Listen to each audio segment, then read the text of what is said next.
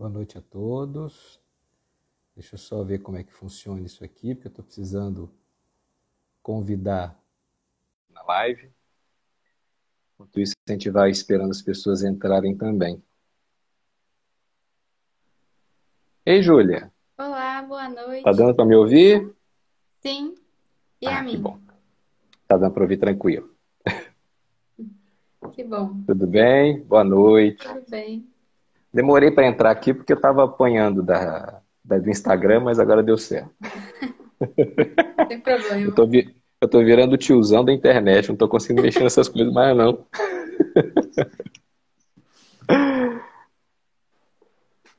Vamos esperar mais pessoas entrarem, né? A gente pode começar.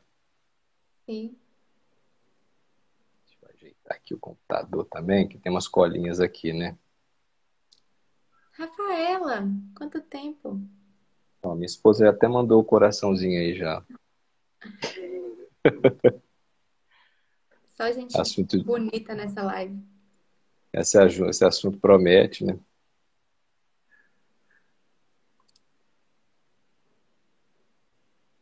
Vamos lá, deixa eu só entrar aqui na. Você está com o meu livro aí, Júlia? Oi, estou. Ótimo. Muita coisa tá lá. Aqui, achei. Quer ver? Vou até trazer ele pra perto. Traz aí.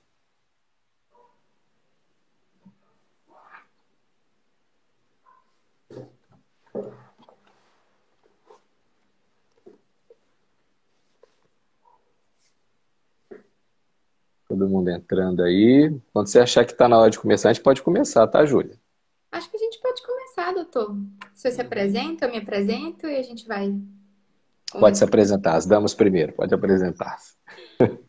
Boa noite a todos, quem está chegando aí. O meu nome é Júlia, sou de Governador Valadares, Minas Gerais. Sou ao lado do meu noivo, quase marido, Na Vitor, porta já. na porta, final de agosto, se Deus quiser. Uhum. Nós somos fundadores, né, donos da Edições Virtus, uma editora de livros católicos, temos uma livraria também. Sou estudante de enfermagem, se Deus quiser, a formatura sai esse ano também, né? E tô aí, né? Né, já tem algum tempo que eu dou uma estudada nesses assuntos relacionados, né, a feminismo, a catolicismo em si, né, a nossa doutrina. E tô sempre aí partilhando, né, um pouquinho que eu sei com as pessoas. Ótimo. Bem, meu nome é Rômulo, eu sou pediatra, né, e coordenador de um projeto Social Vida aqui em Vila Velha. Eu sou morador de Vila Velha, Espírito Santo. E, e por conta dessa coordenação desse projeto, eu acabei obrigatoriamente me aprofundando nesse assunto, o assunto da cultura da morte particularmente, porque a gente trabalha com aborto, né? E tentando convencer as mulheres a não abortarem e ajudá-las também, aquelas que estão em risco, nas gestações de risco, a escolherem a vida. E eu fui obrigado a entender o que estava por trás desse movimento, né? O movimento por trás do movimento, tive que ir mais a fundo para poder ir atrás disso. E aí eu fui descobrindo coisas que realmente me espantaram e que se eu não tivesse lido o que eu li e buscado as informações que eu busquei, eu chegaria à conclusão que eu estava diante apenas de uma teoria da conspiração, né?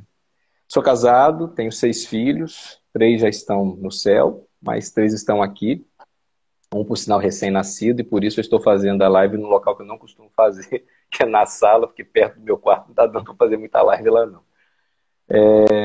Enfim, e vamos aqui falar desse assunto bem espinhoso, bem cabuloso,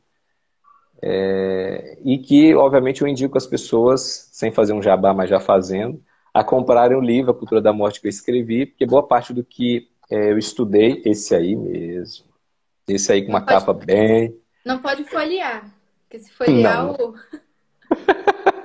Instagram Vai, mete um vai ataque. aparecer alguma coisa no Instagram, até porque eu falei, né, daquilo, do nome daquela doença aí.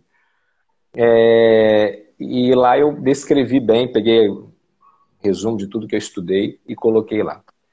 E só para introduzir no assunto, esse livro eu escrevi por inspiração de um sacerdote, o Padre Hiller, aqui da paróquia Nossa Senhora de Guadalupe, porque ele assistiu à formação que eu dei, porque aqui no Projeto Social Vida, eu criei um apostolado chamado Apostolado do Projeto Social Vida, que visava fazer as pessoas conhecerem aquilo que eu conheci, né? O que é a cultura da morte, quem são os agentes envolvidos, como eles agem para promover essa alteração da cultura cristã numa cultura nova, nessa nova cultura que tem o nome de nova ordem mundial, de globalismo, como queiram chamar.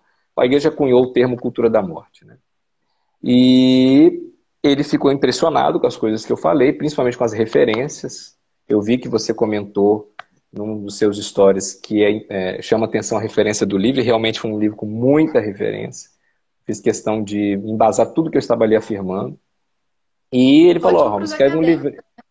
É ótimo para os acadêmicos, exatamente.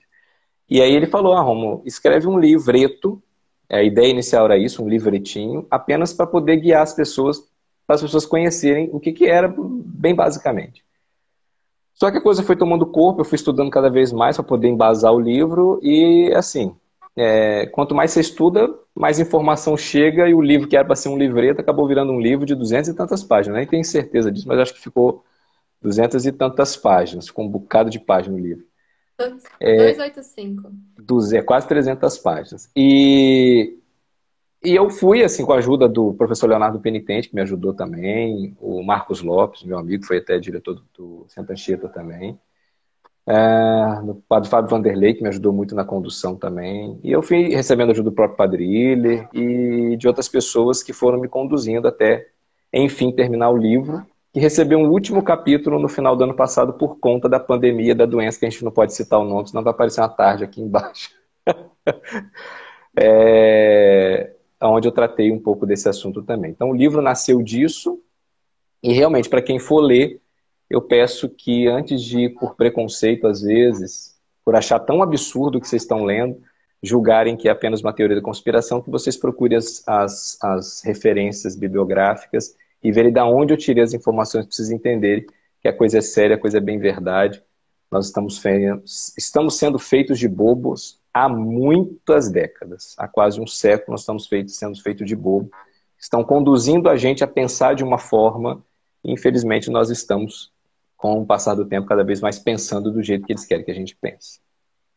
Sim, e quando a gente estava conversando mais cedo, né, sobre a própria live, né, o senhor falou uma coisa importante, né, essa questão de que as pessoas muitas vezes já olham com esse preconceito, né, quando a gente Uhum. vai tocar nesse assunto como se fosse teoria da conspiração. Sim. E eu sou uma pessoa assim que eu olho para o negócio e eu vejo que é verdade mesmo, assim, eu já vou me aprofundando e vou falando daquilo e não me dou conta que às vezes as pessoas é estranho para quem tá de fora, né? Eu esqueço de como que eu me encontrava quando eu me deparei pela primeira vez com essas Sim. coisas, com essas informações.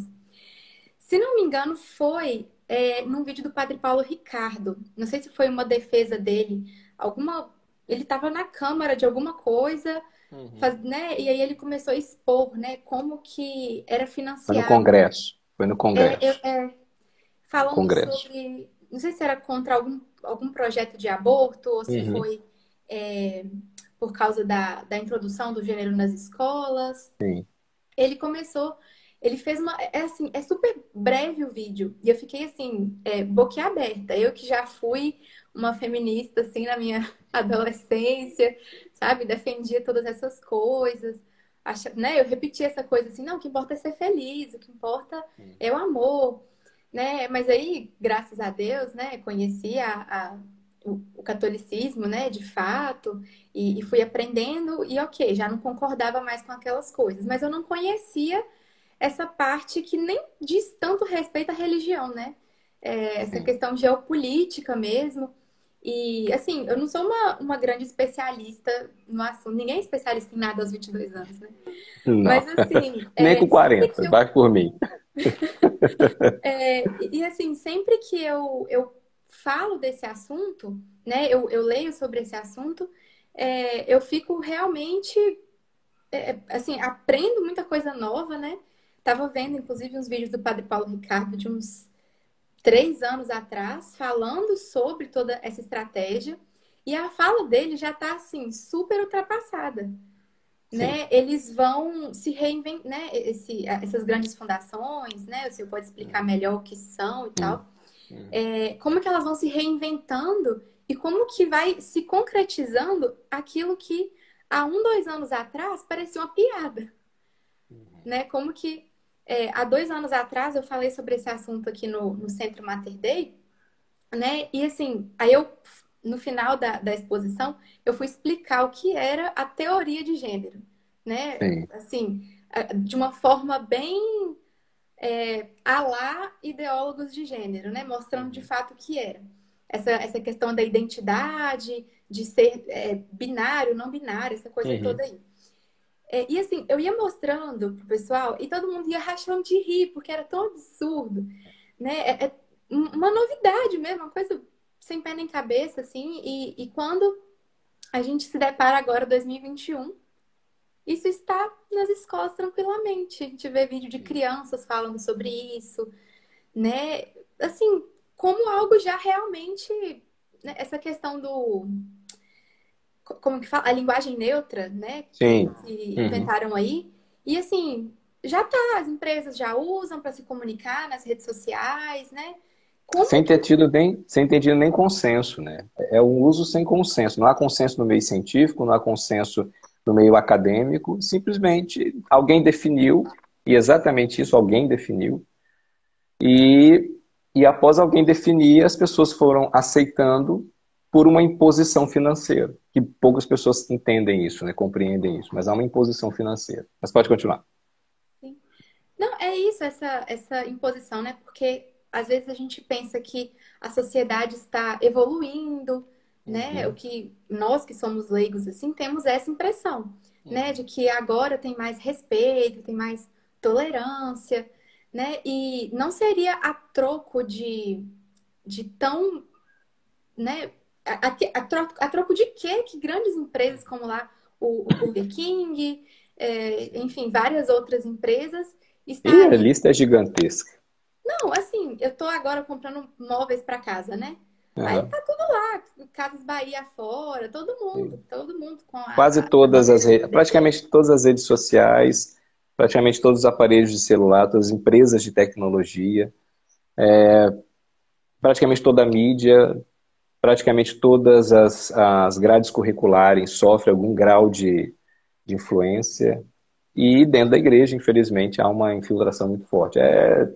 É um movimento gigantesco, realmente, assim, que eu até coloco isso um pouco no livro, que não dá para explicar isso só pelas razões materiais. Existe uma força espiritual por trás disso. É impressionante a unidade de pensamento em ambientes tão diferentes. Você chega à conclusão que existe um intelecto único guiando, porque não tem cabimento. São muitas, entre aspas, coincidências em tempos diferentes, em áreas diferentes, em momentos muito próximos, guiando sempre para o mesmo fim. E de uma forma extremamente radical, ou seja, em um século a humanidade virou do avesso. Então, assim, e é impressionante. E aí vem a questão, né? É impressionante como a nossa geração perdeu a capacidade de questionar. Porque qualquer pessoa que pare para pensar vai falar, isso não pode ter acontecido de forma natural.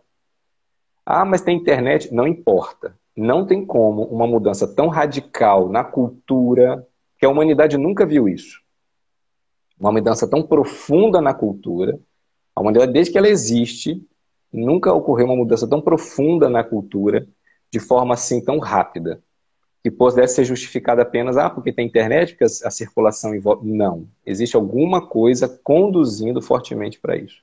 Humanamente falando, materialmente falando, mas é tão poderoso a coisa que dá para chegar à conclusão que sim, há um poder espiritual por trás guiando isso tudo. No final das contas, é aquilo que São Paulo disse lá no início do cristianismo, no final das contas, nossa guerra não é contra pessoas, homens de carne e osso, é contra potestades, principados, enfim. É Sim. contra o poder das trevas mesmo.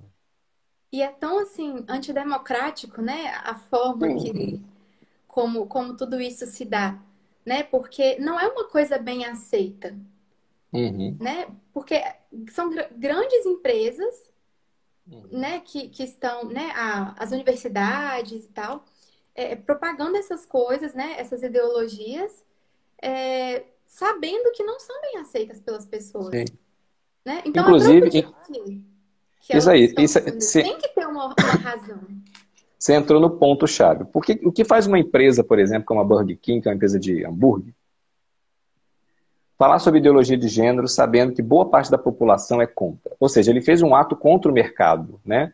Se você for analisar de forma liberal, né, livre mercado, etc., quando você fala de um assunto que você corre o risco de perder clientes, uma empresa geralmente guiada pelo livre mercado, né, que eu não sou radicalmente a favor, para mim existem limites ao livre mercado, mas vamos lá, vamos pensar como um liberal, né, o livre mercado que manda em tudo.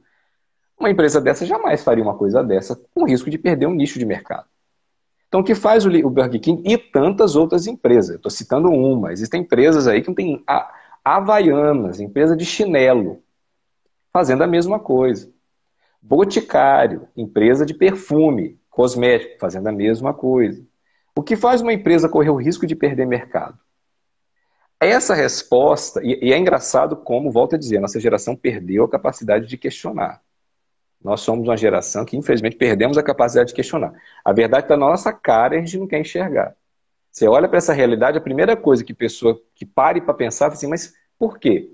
Será que estão só interessados realmente em ajudar essas pessoas?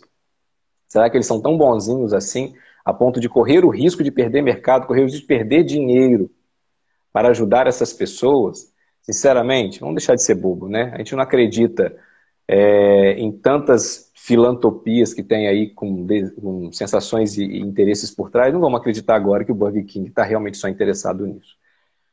Agora há pouco tempo saiu uma reportagem na Gazeta do Povo, que para mim não foi surpresa nenhuma, mas pegou muita gente de surpresa, que é uma reportagem dizendo o que o Jorge Soros, com a sua fundação Open Society, financiou aqui no Brasil. Uma lista de centenas de entidades e pessoas que foram financiadas pela Open Society. A primeira pergunta que você tem que fazer é o que a Open Society tem interesse de financiar isso? E quando você olha na lista as pessoas ou os grupos que estão sendo financiados, há jornalismo, entidades jornalísticas, entidades sociais, educacionais e, pasmem, pastorais da igreja. Aí você fica pensando assim, que interesse tem Jorge Soros com a sua Open Society de financiar isso? É só filantropia? O ministro Barroso do STF, né? Ele foi palestrante, formado em... O Barroso é uma live à parte. Ele tem lá suas ligações também, vai ser. Ele é praticamente o advogado da cultura da morte, né? Está lá para isso, foi introduzido lá, eu não me lembro se foi no governo Dilma ou no governo Lula, mas ele foi introduzido lá para isso, tá bom? Não me lembro quem foi que colocou ele lá, mas ele foi introduzido para isso. Então fica essa pergunta, assim, que interesse essas pessoas têm por trás, né? Então, assim, para poder entender como funciona tudo isso, a gente teria que voltar no tempo e entender como tudo isso começou lá atrás. Eu faço essa cronologia, tanto no corpo do texto, quando eu falo das fundações milionárias, como também na própria cronologia, que vocês vão ver no livro também, onde eu coloco cronologicamente as ações que as fundações tiveram. Logicamente que na live eu não tenho nem como descrever isso em detalhes, mas para resumir, no início do século XX, por volta da década de 20, havia ali, eles estavam saindo da Primeira Guerra Mundial, o mundo foi bem atingido pela Primeira Guerra Mundial, e no iniciozinho do século XX, antes da Primeira Guerra, nasceu fundações de multimilionários, como por exemplo a Fundação Ford, a Fundação Rockefeller. A Fundação Rockefeller é uma família, né? A família Rockefeller é uma família milionária do petróleo dos Estados Unidos. Você tem ideia, tão poderosa que ela doou o terreno onde hoje está fundada a ONU, onde está o prédio da ONU, tão poderosa que é essa família. E a Ford, não preciso nem falar, né? A primeira grande montadora de carros dos Estados Unidos. Ford ficou milionário. E eles criaram uma fundação com... Bem, aí vamos dar o voto de confiança de que inicialmente realmente eles estavam interessados numa filantropia verdadeira, de ajudar os mais necessitados. Mas a coisa buscando a paz mundial, ajudando os mais necessitados. Vamos acreditar que isso aconteceu. Parece que haviam pessoas bem intencionadas lá mesmo. Tinha até um pastor batista lá, o Gates, que não é o Bill Gates, é outro Gates. Eu esqueci o nome dele, acho que é Francis Gates, se eu não me engano. Não me lembro de cabeça disso aí, está no livro. E foi ele o primeiro a sair da Fundação Rockefeller quando a conversa começou a mudar um pouco. As fundações eram milionárias, bilionárias, tinham dinheiro de sobra, E eles começaram a ter um certo interesse, não apenas de ajudar financeiramente, mas de exigir certas coisas em troca dessa ajuda. Então, por exemplo, eles foram ajudar uma faculdade de medicina, mas exigiram que a faculdade de medicina, em troca desse dinheiro, eu não me lembro se eu não me lembro a faculdade de medicina dos Estados Unidos que eles pediram isso. Mas eles foram lá e, olha, nós vamos dar o dinheiro desde que vocês passem a defender certo pensamento. Esse pastor Batista, que era um dos diretores da Fundação Rockefeller, saiu da Fundação Rockefeller por conta disso, porque havia uma cláusula, deixando bem claro, que não se poderia interferir, ou seja, não pedir dinheiro em troca do financiamento. Era um financiamento totalmente gratuito para realmente ajudar as pessoas. O que começou bem pequeno ali, no finalzinho, no iniciozinho ali da década de 20, foi ganhando corpo.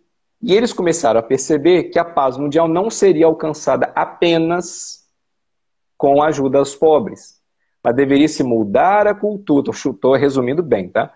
Mudar a cultura vigente, porque eles acreditavam que a guerra era gerada não apenas pela pobreza, mas era gerada por outras questões também culturais. Isso, obviamente, foi ganhando corpo, que era apenas uma coisa pequena dentro ali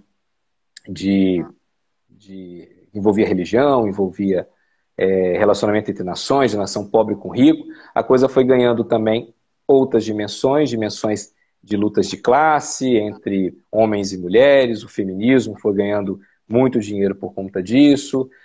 Depois começou a envolver a questão dos homossexuais, a questão da natureza, porque a natureza degradada geraria guerra, e o mais importante de todos, que foi a grande base para que tudo seja mudado, é que a população mundial, crescendo do jeito que crescia, era talvez a principal, para eles, a principal razão da guerra, porque faltaria. Segundo o pensamento deles, eles se baseavam no pensamento malthusiano, depois veio o neomalthusianismo, né, que é o mesmo pensamento malthusiano. O que é o pensamento malthusiano? É um pensamento de um pastor protestante do século XIX, que disse que a população cresceria em PG, 19 e 18, cresceria em PG, e a PG, ou seja, duplicaria, né?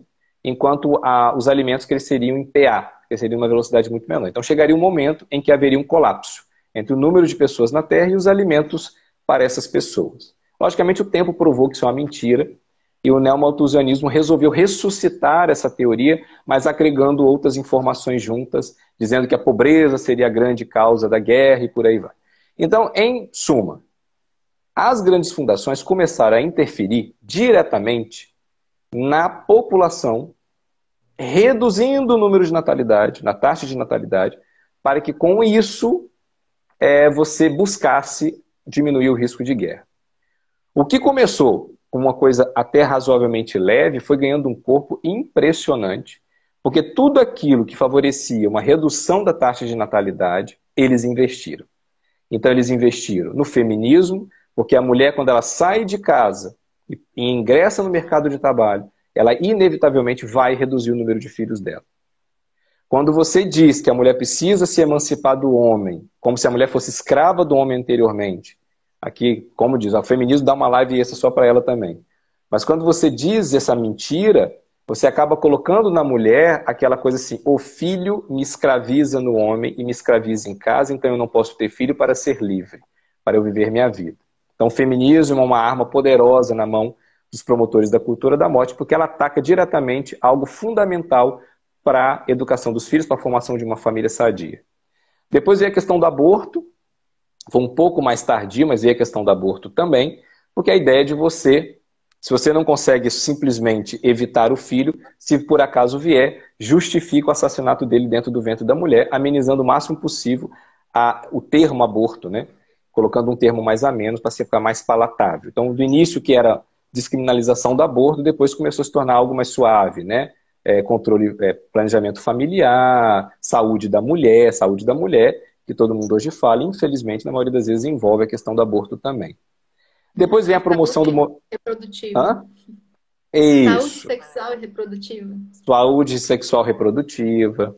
Depois veio o financiamento do movimento LGBT, que por razões óbvias ajuda também nisso, porque para o homossexual não pode ter filhos gerados por eles mesmos, né? Enfim, a lista é longa. A lista é muito longa.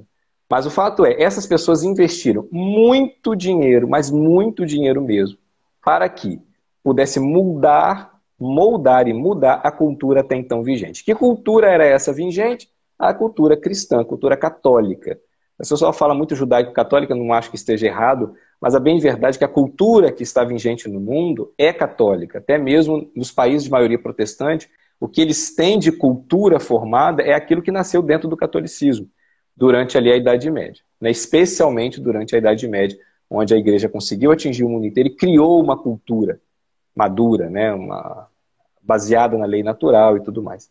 Então eles perceberam que a cultura católica era o grande inimigo dos promotores da cultura da morte, era o grande inimigo daquilo que se poderia entender como um controle populacional, que geraria uma redução do número de pessoas e acabaria gerando uma redução do risco de guerra. Então eles passaram a investir em tudo aquilo que ataca a moral católica. A moral católica acabou sendo o ponto fundamental de ataque desses promotores da cultura da morte. Se vocês forem analisar os grandes pilares da moral católica, né, o direito à vida, especialmente o direito à vida, desde a concepção até a morte natural, o direito de formar família monogâmica, de homem com mulher, e a família com todo o pleno direito de educação dos seus filhos. A lei natural, por exemplo, de você produzir o que você vai consumir, né? Você não ficar dependente do Estado ou de nem terceiros para poder sobreviver. Isso tudo foi sendo destruído com o tempo. E aí por isso que eu falo que existe um poder espiritual por trás, porque antes disso tudo acontecer, houve um preparo ideológico para isso, antes mesmo de ocorrer, de existir os promotores da cultura da morte. O homem foi cada vez mais atacando a lei natural e destruindo os pilares da lei natural. Então, quando os promotores da cultura da morte começaram a atuar de forma bem orgânica, eles já tinham o pano de fundo para que isso tudo pudesse acontecer.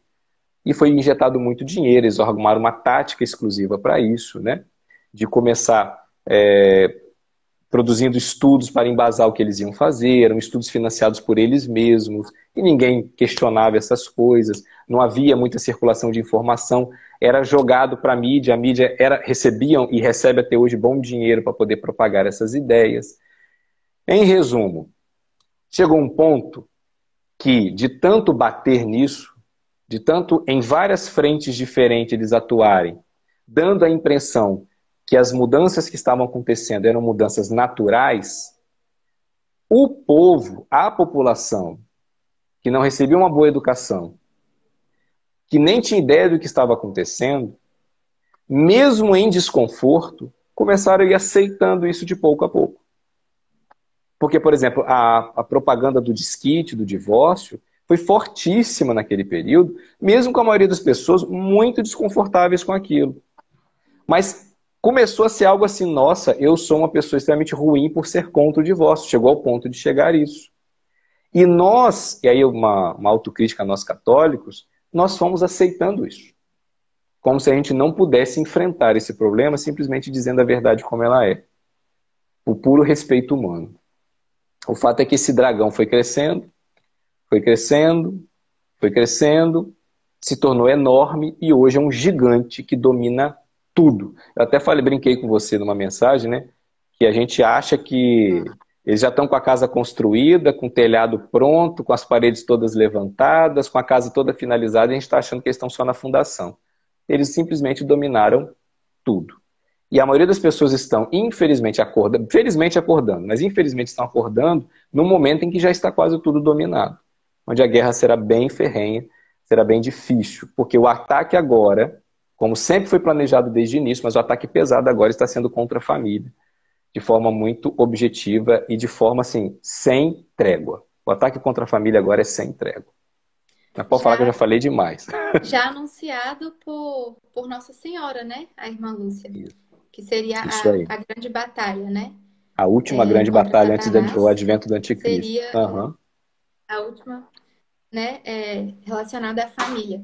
E eu acho que um ponto, né, que nós católicos estamos pegando carona nessa autocrítica, estamos falhando muito na questão do estudo, né? Sim. Porque essas grandes fundações, né, que abraçaram mesmo a ideia neomalthusiana, né, e começaram, e tem, né, como você fala, essa questão da soberba, né, essa questão da força espiritual que tem por Sim, trás disso tudo, né? Porque olha que soberba você querer, né? O ser humano querer entregar a paz, né? Ter um controle ali para que seja para evitar guerra, né? Que tenha um fundo ali de boa vontade, mas querer fazer isso sem Deus, né? sim. Excluir Deus de todo, né? Vamos redesenhar aqui, ignorar, né? Tudo que todo o legado católico cristão. E eu acho muito, né, que nós católicos precisamos muito abraçar essa questão do estudo, porque essas fundações investiram muito.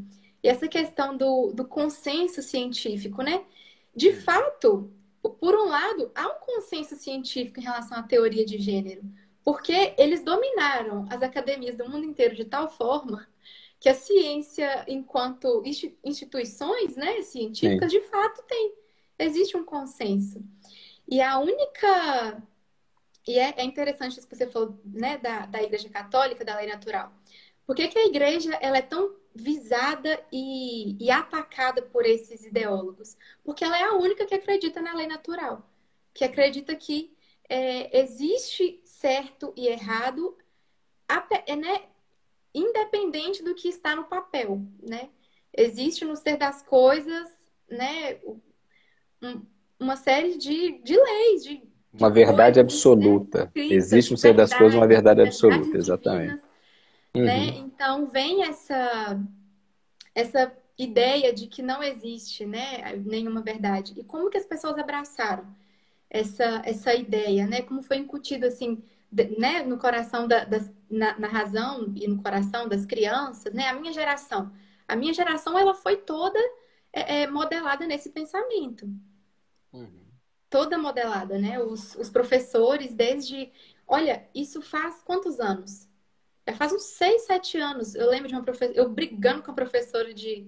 No final do ensino médio, eu já estava começando a me converter, assim, né? Eu brigando Uhum. com a professora de sociologia, que ela falava: não, as mulheres brincam, gostam de ter filhos, de se casar, essas coisas, porque foram ensinadas a brincar de boneca. Né? Eu lembro do professor no cursinho, no pré-vestibular, falando: é, não, porque homem tem letra feia, porque ninguém cobra dele de escrever com letra bonita na escola. Né? Eu acho que o católico estudar e compreender o que de fato é a teoria de gênero, né? Essa questão de dissociar a natureza do comportamento é, é muito importante para compreender como reagir, né? Saber como que isso deve ser abordado.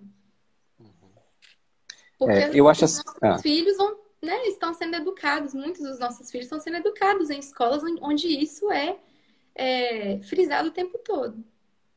É, o problema todo é esse, né? Eu acho que hoje é fundamental a gente entender tudo isso para poder tirar da onde veio. Porque se nós formos fazer o que eu tenho visto a maioria das pessoas fazerem, meros boicotes, essas coisas, vocês me perdoem. Se a gente for boicotar todo mundo que promove a cultura da morte, a gente não vai usar nada, nem esse celular eu estaria usando aqui agora. Então a gente Nem tem que ter Instagram. nada.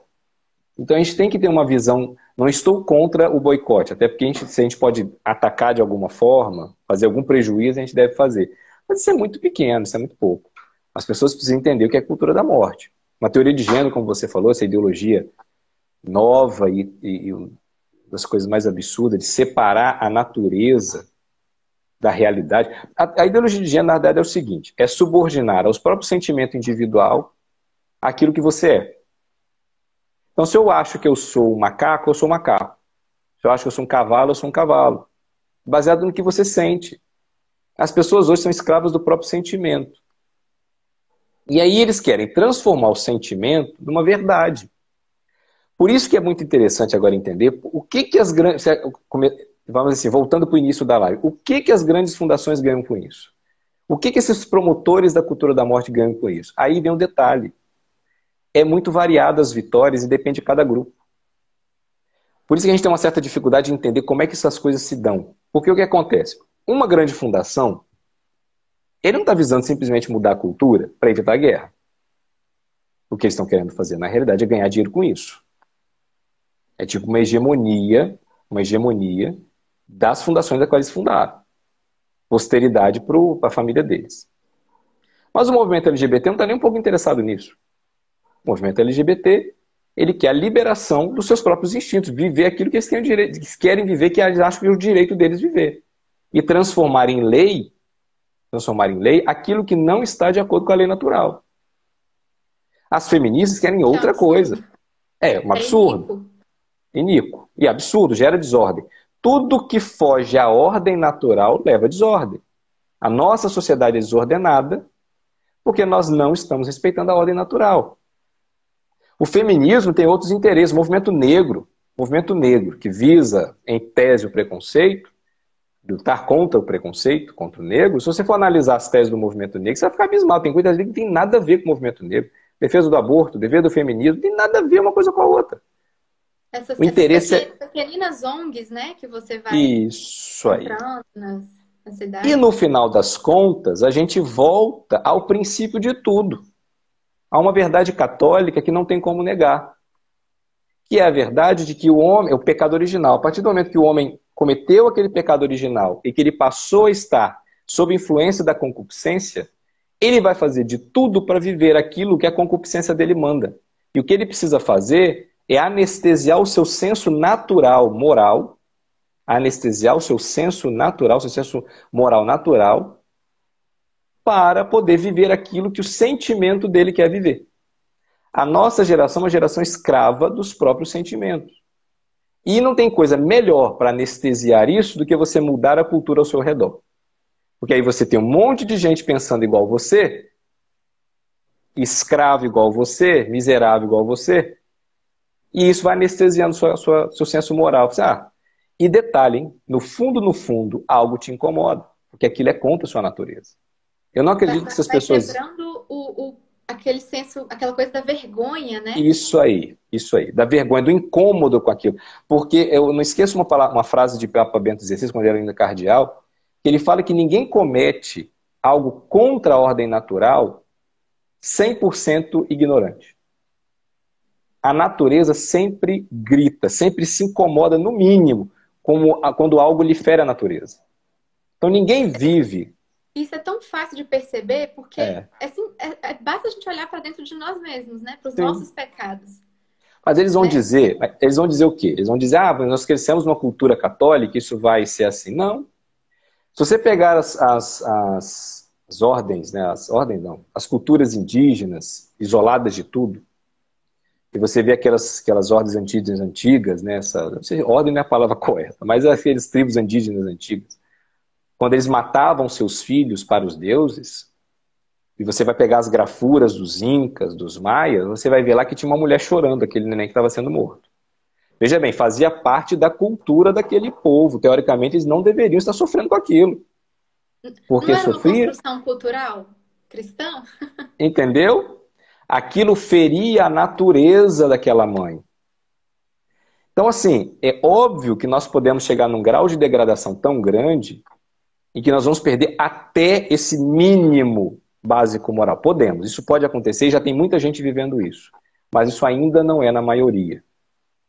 E a tentativa dos promotores da cultura da morte é isso, gerar uma geração inteira de pessoas completamente destruídas no seu senso moral. Para quê? Para agradar o que cada grupo ou indivíduo busca de forma especial e particular. Então, não há um fim único para todos, no sentido de, eu quero ganhar isso em troca. Não, há vários fins de cada grupo, de cada indivíduo. Mas um fim, todos concordam. É necessário varrer a Igreja Católica. Ela é o único real empecilho para que isso avance. Tentaram destruir por fora e agora tentam destruir por dentro, tirando a coragem da gente falar, tirando a coragem da gente se expor, infiltrando dentro dos nossos seminários, fazendo padres promotores desse tipo de coisa, bispos promotores desse tipo de coisa. Ou que no mínimo Mas, sejam omissos, né? ou Muitos no às vezes mínimo não são a sejam favor, mas omissos, são omissos. ou às vezes tem medo mesmo, às vezes não está preparado para enfrentar isso, não foi bem formado para poder enfrentar isso, tem esse detalhe também, né? Então, nosso papel de fazer uma live dessa e chegar e convidar as pessoas para poderem entender, visa isso, fazer um trabalho de formiguinha e falar, olha, gente, não se...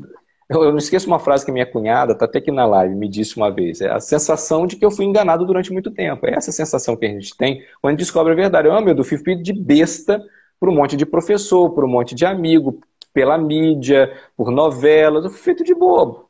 Entendeu? Eu fui feito de muito bobo. Só dar uma pausazinha aqui, só um parêntese. O Alessandro me pediu uma coisa aqui que eu achei interessante, do Cristo Livros, né? Ele falou uma coisa assim, fale, resumidamente, lógico, de como nós chegamos a esse ponto desde a época de Lutero, né? Porque eu coloco no livro uma sequência de atos, porque é o seguinte, quando os promotores da cultura da morte começaram a atuar promovendo isso, eles encontraram um ambiente favorável para isso. Eles jamais fariam isso, por exemplo, na Idade Média. Jamais. Entendeu? Eles jamais fariam isso se não tivesse como fazer. Então, como é que nós chegamos nesse ponto? Então, assim, só bem resumidamente, né? Como é que nós chegamos a esse ponto onde a gente começa a aceitar que a lei natural possa ser tão degradada, tão colocada de lado, e aceitar essa nova cultura sendo formada sobre bases não católicas, sobre bases basicamente baseadas em sentimentos, né? E realmente, segundo o Papa Pio XII, o venerável Papa Pio XII, ele diz em uma das suas alocuções que 3 nãos destruíram a humanidade.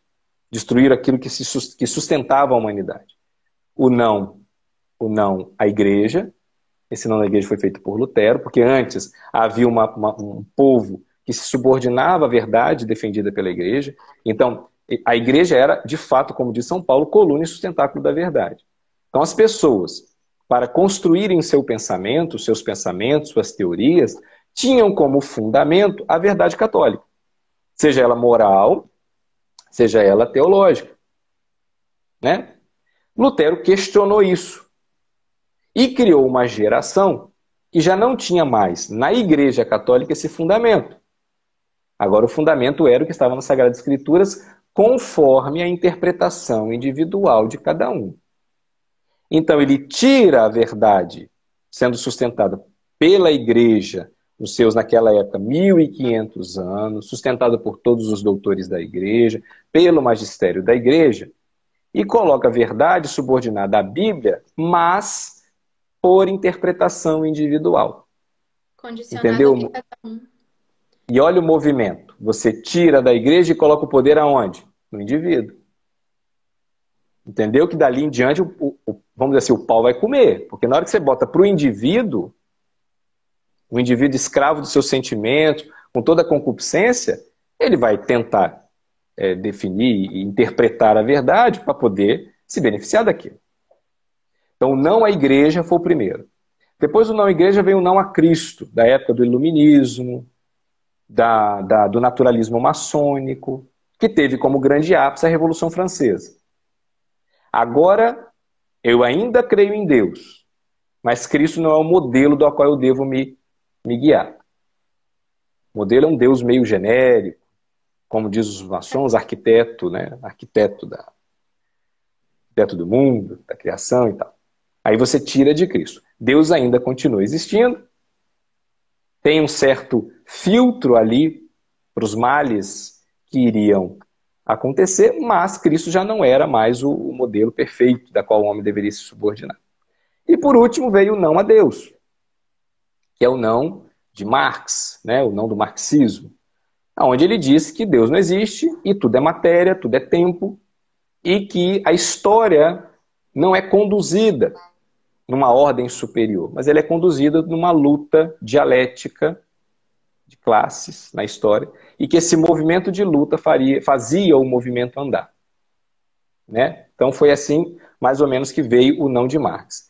Bem, não à igreja, não a Cristo, não a Deus, culminou com o último não, né? Que isso que a gente interpretando depois, a gente foi concluir que o o último não é o não do homem a si mesmo, porque se o homem não está mais, ele não compreende mais sua própria natureza, que ele foi feito à imagem e semelhança de Deus, remido pelo sangue do Cordeiro, ele vale o preço de um Deus que veio, encarnou e nos salvou. Quando o homem não entende mais a sua dignidade, ele não sabe mais da sua dignidade, ele perde completamente a dimensão do seu próprio valor.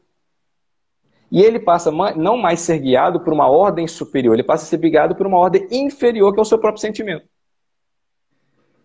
Esse homem, escravo dos seus sentimentos, escravo da sua própria concupiscência, é esse homem que precisa agora mudar toda a cultura vigente para se ver livre do senso moral que ainda permanece nele. Então, a cultura da morte, ela avançou exatamente visando isso. Eu já me libertei de Deus.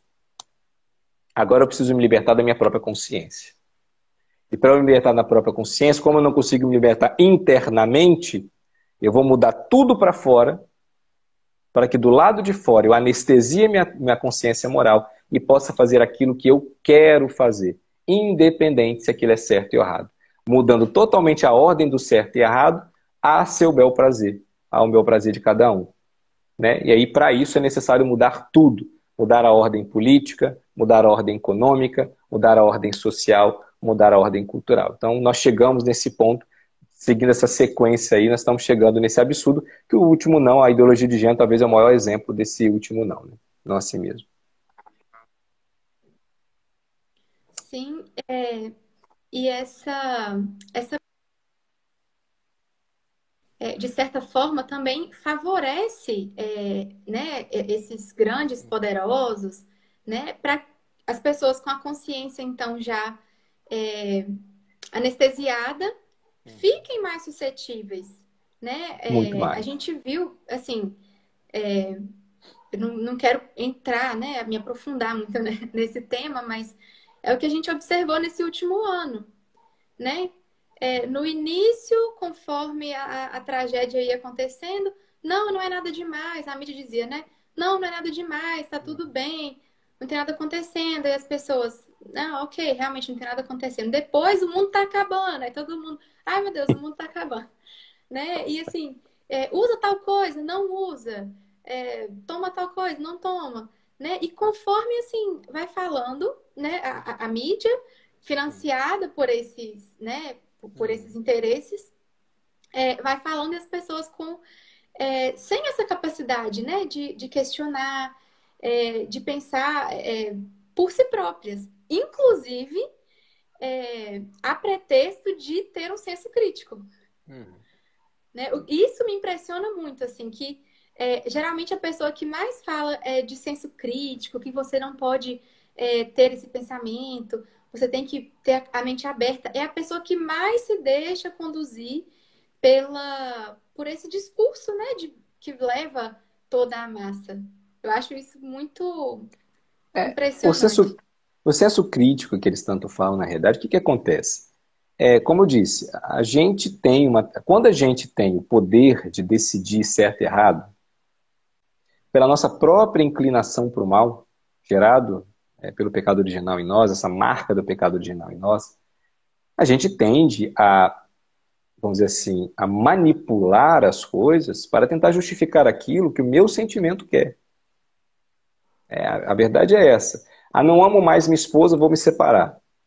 Pô, mas eu não tenho razão nenhuma para me separar. Eu estou dizendo que eu não amo baseado no sentimento. Mas eu preciso justificar. Então eu vou arrumando malabarismos retóricos.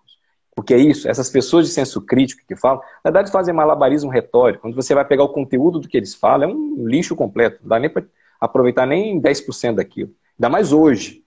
Hoje, é um lixo retórico absurdo. Assim. Você olha para aqui e fala, meu Deus do céu, como é que essa pessoa está falando? E detalhe, aplaudido por um monte de gente. Entendeu? E eles fazem um malabarismo retórico para poder dizer, olha, eu quero viver o que o meu desejo manda. O malabarismo retórico só para dizer, olha, eu sou escravo realmente dos meus desejos. Você não tem coragem de afirmar isso, mas você é escravo dos seus desejos. Você é escravo das suas vontades depravadas, das suas vontades desordenadas. Você é escravo disso.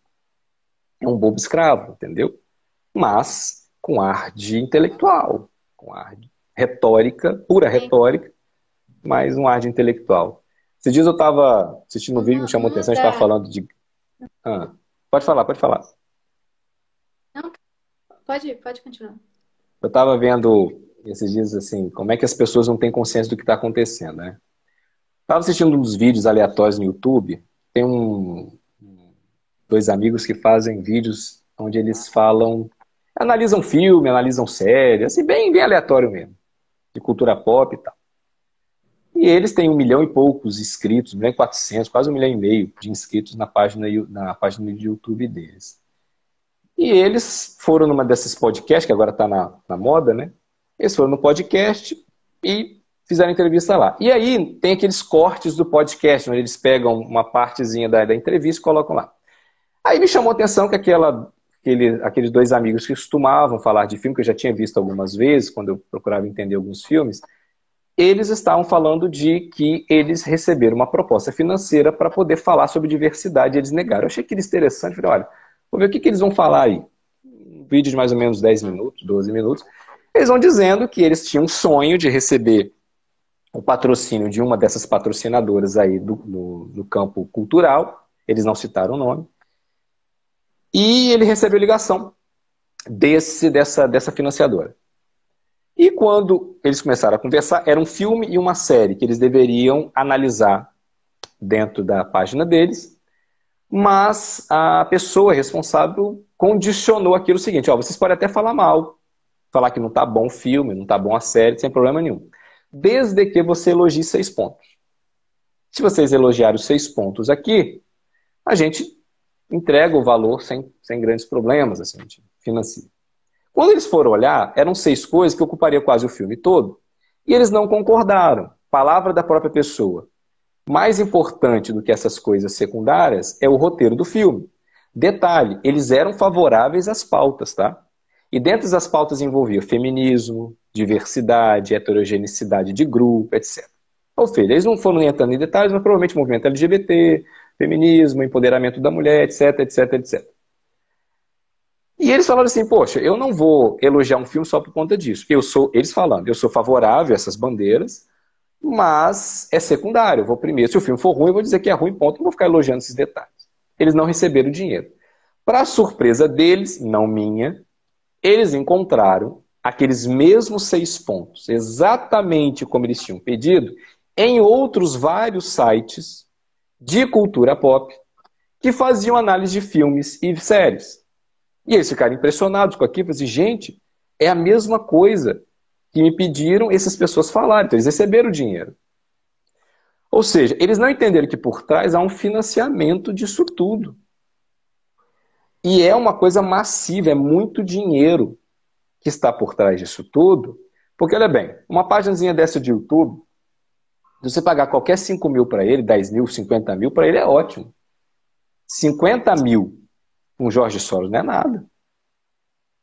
Com 50 mil ele financia umas 10 páginas de YouTube.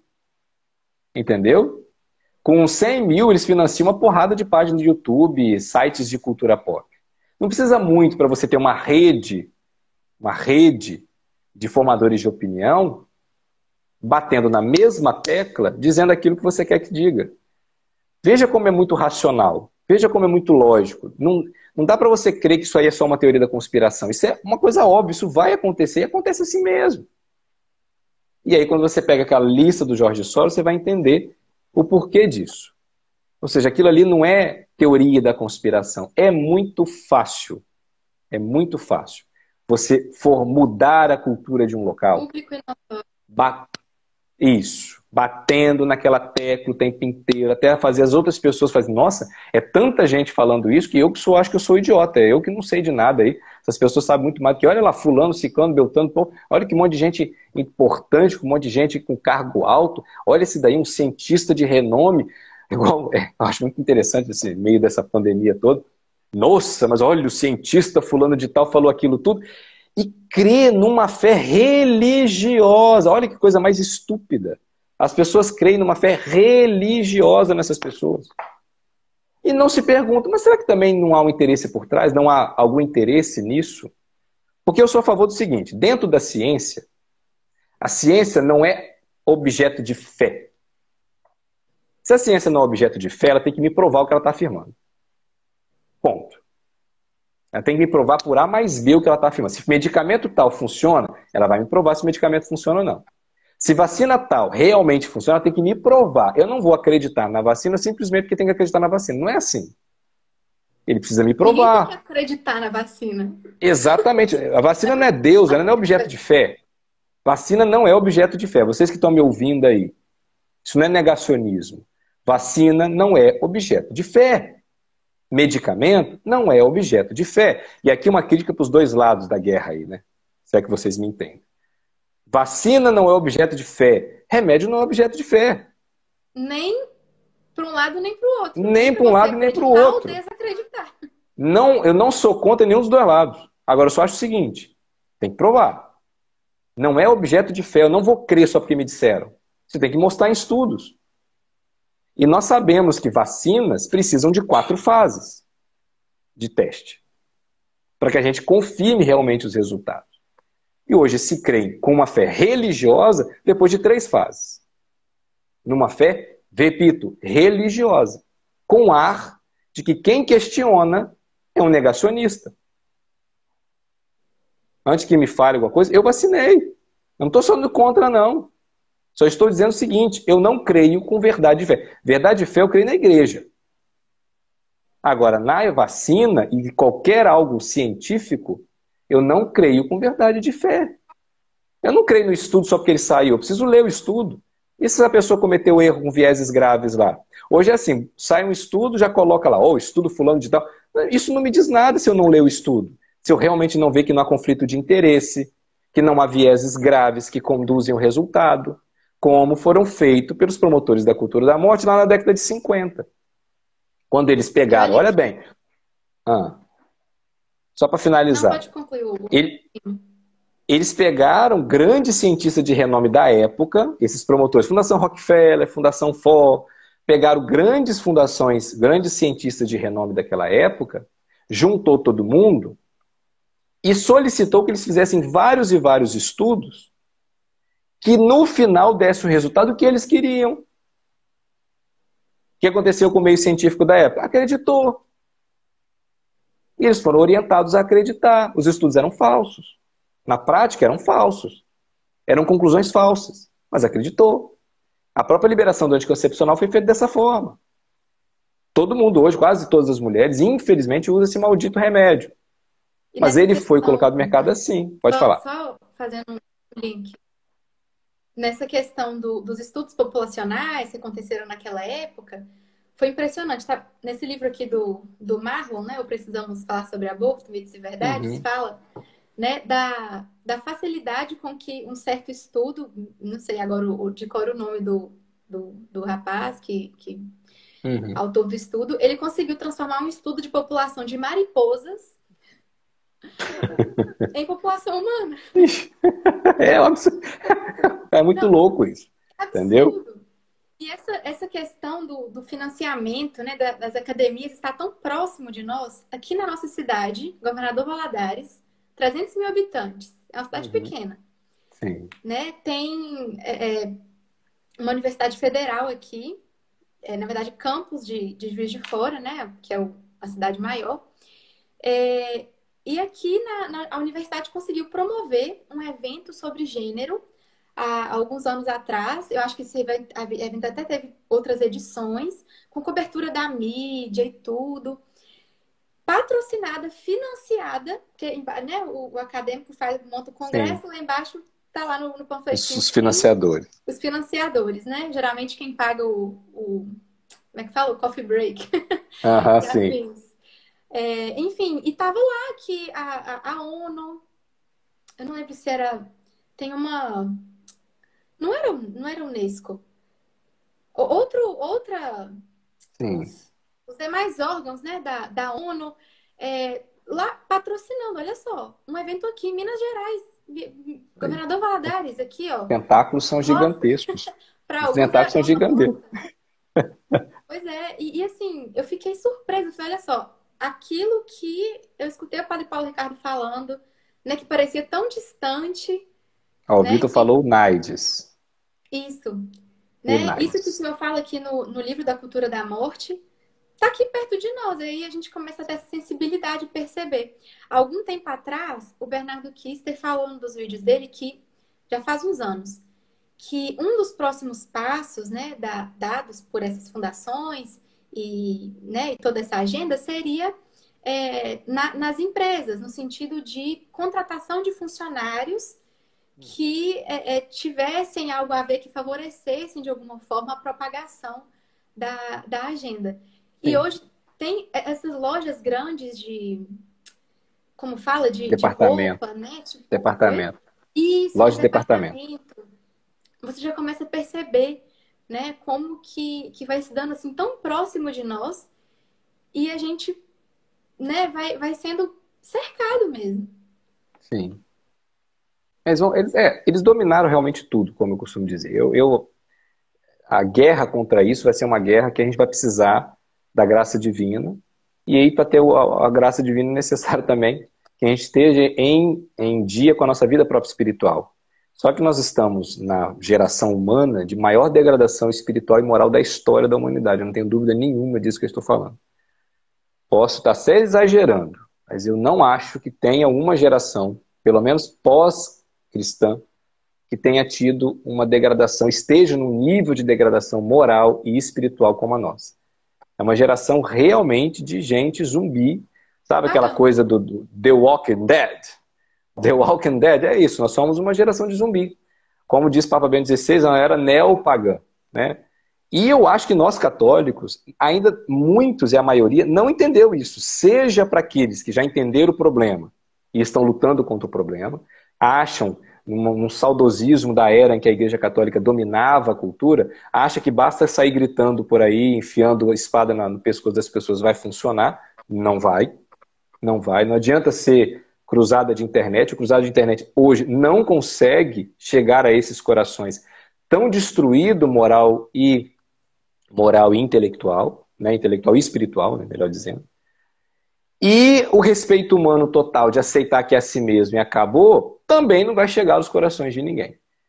Então, se nós vivemos uma era neopagã, então nós devemos olhar para os nossos pais da fé, que viveram uma era pagã, e tentar aprender com eles como é que a gente consegue atingir esse povo de um nível de paganismo quase total. Então, eu acho que talvez seja esse o grande problema. Nós precisamos aprender a chegar aos corações de uma forma diferente. Parecida como era no início, na era pagã, onde Cristo era uma novidade, e hoje numa coisa mais difícil. Cristo não é novidade mais. Olha como é que começam as coisas. Cristo não é novidade mais. Então chegar nessas pessoas é mais difícil. Eles Já é acham que visto como um conhecem... inimigo, né?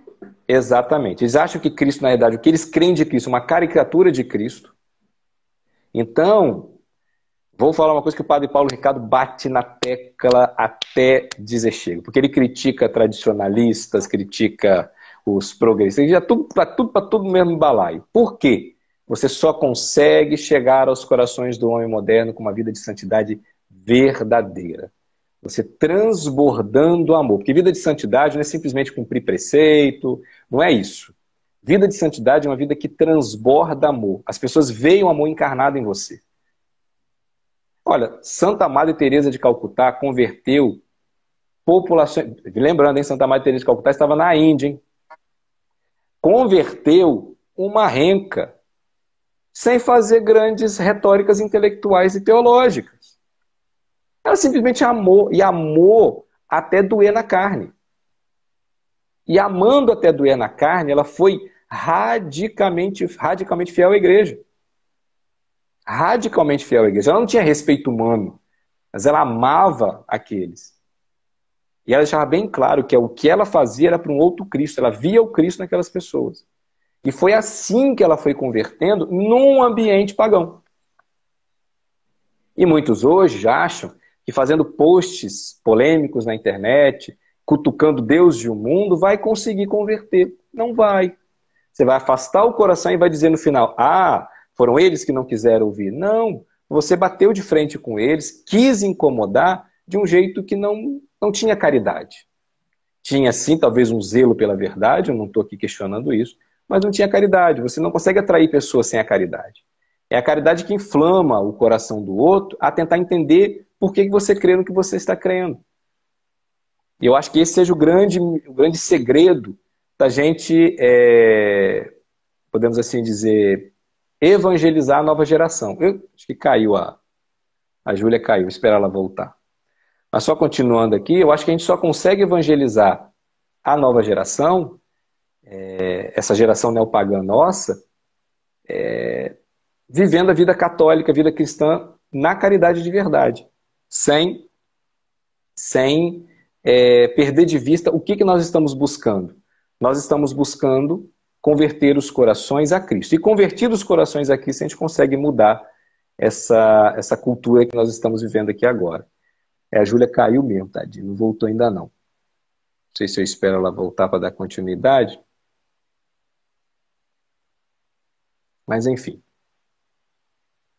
Deixa eu ver aqui. Caiu a Júlia. Deixa eu ver se está aparecendo aqui.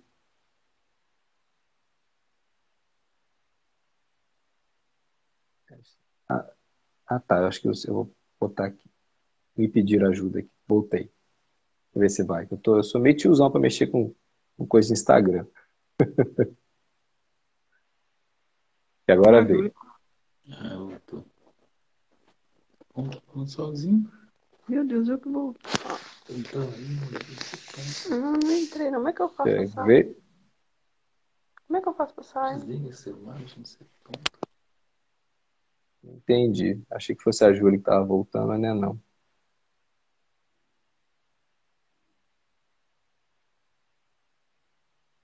Pronto. Tá. Então, assim, só para dar continuidade ao que eu estava falando, então. Então, assim, essa geração que nós estamos vivendo aqui agora é uma geração que não será convertida, a gente não vai mudar a cultura agora baseado no ferro e fogo, né? Na base da porrada, podemos assim dizer.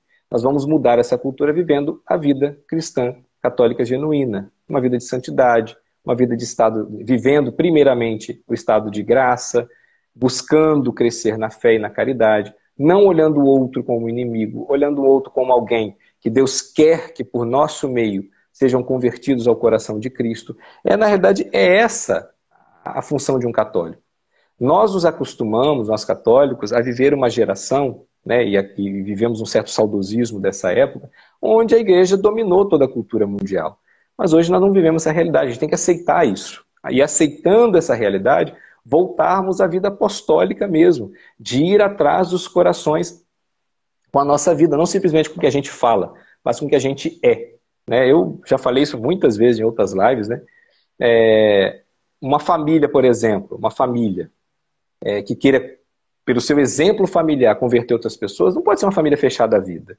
Não pode ser uma família que tem medo de ter filhos.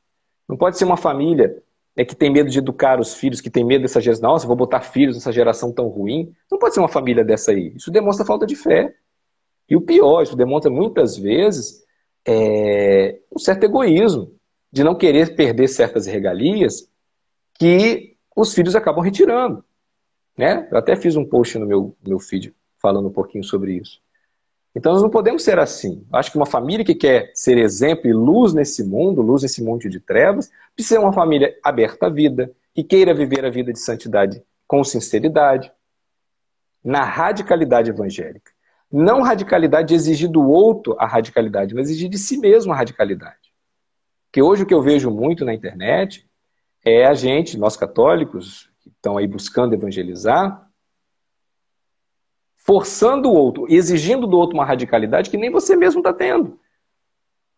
Você tem que viver uma vida de radicalidade e não exigir que o outro busque a vida de qualidade, de radicalidade, né? Enfim. Pois bem, gente, olha, eu acho que a Júlia, a bateria dela deu problema lá.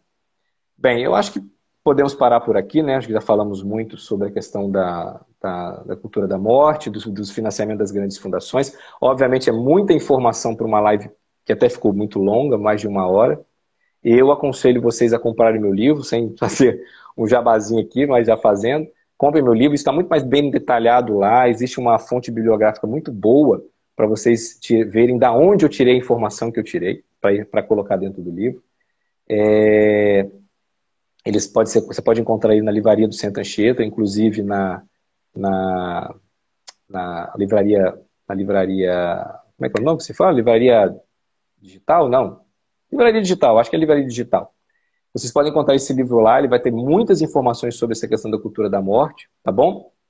E e vão entender também o nome dos personagens envolvidos nisso, porque eu tive a coragem de colocar no livro o nome daqueles personagens, no final do livro, o nome dos personagens, as pessoas que tiveram a coragem de promover a cultura da morte sem pudor nenhum, tudo bem? O nome do livro chama Cultura da Morte, A Cultura da Morte, tá bom? É só esse o nome do livro, e com uma capa bem polêmica, a Júlia até colocou aqui pra gente, tá bom, gente? Olha, um abraço, obrigado pela paciência de vocês assistirem até aqui, e tendo uma outra oportunidade, a gente participa aí de mais informações. Nós vamos ter um lançamento do meu livro lá na sede do Centro Anchieta ainda esse mês de julho. A gente vai colocar a data ainda não foi 100% definida, mas lá eu devo falar uma palestra, fazer uma pequena palestra também sobre o livro. Tudo bem? Agora eles pediram para desligar para salvar a live no IGTV. Espero que eu não falhe nisso aqui também. Um abraço, gente. Fiquem com Deus.